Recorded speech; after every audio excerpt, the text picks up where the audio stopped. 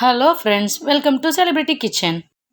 தக்காளி குருமாவுக்கு தேவையான பொருட்கள் தான் இப்போ பார்த்துட்ருக்கோம். பொட்டுக்கடல 3 ஸ்பூனு, தக்காளி 2, காஞ்ச மிளகாய் 6, கிராம்பு, அப்புறம் பட்டை, சோம்பு, அப்புறம் தேங்காய், அப்புறம் முந்திரி ஒரு 10 பல் அவ்வளோதான் எடுத்திருக்கோம். இதெல்லாம் மிக்ஸி ஜாருக்கு சேர்த்துட்டு இப்போ அரைச்சிக்க போகிறோம்.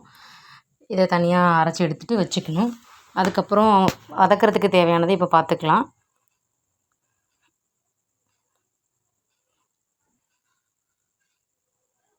அரைச்சி எடுத்தாச்சு. இப்போ வதக்கிறதுக்கு வெங்காயம் 2 வெங்காயம், பச்சை மிளகாய் 2, கருவேப்பிலை, கொத்தமல்லி, மஞ்சத்தூள், இஞ்சி பூண்டு பேஸ்ட்டு கொஞ்சம், தக்காளி 2, உப்பு, பட்டை கிராம்பு ஒரு 3 அளவுக்கு அந்த மாதிரி எடுத்திருக்கேன்.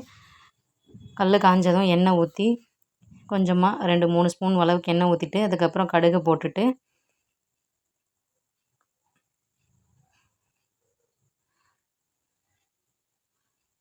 கடுகு,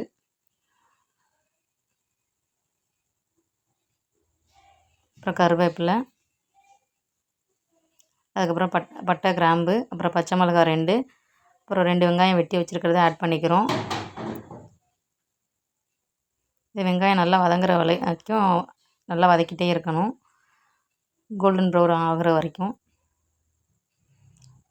அதுக்கப்புறம் இஞ்சி பூண்டு பேஸ்ட் 1/2 ஸ்பூன் அளவுக்கு தான் எடுத்திருக்கேன், அதை ஆட் பண்ணிக்கிறோம். இது வாசம் போனதுக்கப்புறமா தக்காளி ஆட் பண்ணிக்கணும். 2 தக்காளி தான் எடுத்திருக்கேன், பெரிய தக்காளியாக.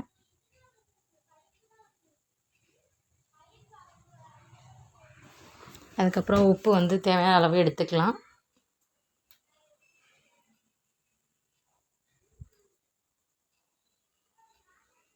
இப்போ நல்லா தக்காளி வதங்கியிருக்கு பாருங்கள். இந்த ஸ்டேஜில் இருக்கும்போது அரைச்சிருக்கிறத பேஸ்ட்டை இதில் ஆட் பண்ணிக்கிறோம். இதை அடியில் பிடிக்காத அளவுக்கு ஒட்டாமல் இருக்கிற அளவுக்கு நல்லா வதக்கி விட்டுக்கணும்.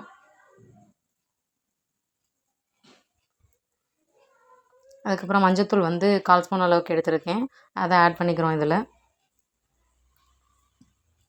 நல்லா கிண்டி விட்டுக்கணும், இல்லைன்னா அடியில் ஒட்டிக்கும். அதுக்கப்புறம் நம்ம ஏற்கனவே அரைச்சி வச்ச அந்த பாத்திரத்தோட இருக்கிற தண்ணியவே நான் ஆட் பண்ணிக்கிறேன். நல்லா இந்த மாதிரி கிண்டி விட்டுட்டு அப்புறம் தேவையான அளவு தண்ணி சேர்த்துக்கணும். தண்ணி கொஞ்சம் ஜாஸ்தி சேர்த்துக்கோங்க, இல்லைன்னா சீக்கிரம் அடியில் ஒட்டிடும். இதை நல்லா கொதித்து வரட்டும். கிண்டி கிண்டி அப்பப்போ விடுங்க, இல்லைன்னா பொங்கி கீழே ஊற்றிடும். அதனால் அப்புறம் ஒரு மூடி போட்டு கொதிக்கட்டும்னு வச்சுருங்க கொஞ்சம் நேரம். இந்த குருமா இட்லி, தோசை, அதுக்கப்புறம் சப்பாத்தி இதுக்கெல்லாம் சாப்பிட்டா அவ்வளோ அல்டிமேட்டாக இருக்கும், அவ்வளோ டேஸ்டியாக இருக்கும். இது ஒரு தடவை ட்ரை பண்ணி பாருங்கள், கண்டிப்பாக உங்களுக்கு அவ்வளோ பிடிக்கும் இந்த குருமா. எங்கள் வீட்டில் எல்லாேருக்கும் இது ரொம்ப பிடிச்சது. இப்போது குருமா ரெடி ஆயிடுச்சு. இதில் இப்போ கொத்தமல்லி கொஞ்சமாக ஆட் பண்ணிக்கிறேன். ஆட் பண்ணிவிட்டு ஒரு 2-3 மினிட்ஸ் சிம்மில் வச்சுக்கிறேன். குருமா இந்த பதத்தில் தான் இருக்கணும், ரொம்ப கெட்டியாகவும் இருக்கக்கூடாது, ரொம்ப தண்ணியாகவும் இருக்கக்கூடாது. சப்பாத்தி கூட வச்சு மார்னிங் பிரேக்ஃபாஸ்ட்டுக்கு தக்காளி குருமா வச்சு சர்வ் பண்ணியிருக்கேன். வாங்க சாப்பிட்லாம். எப்படி இருந்துச்சுன்னு கமெண்ட்டில் சொல்லுங்கள். பாய், தேங்க்யூ.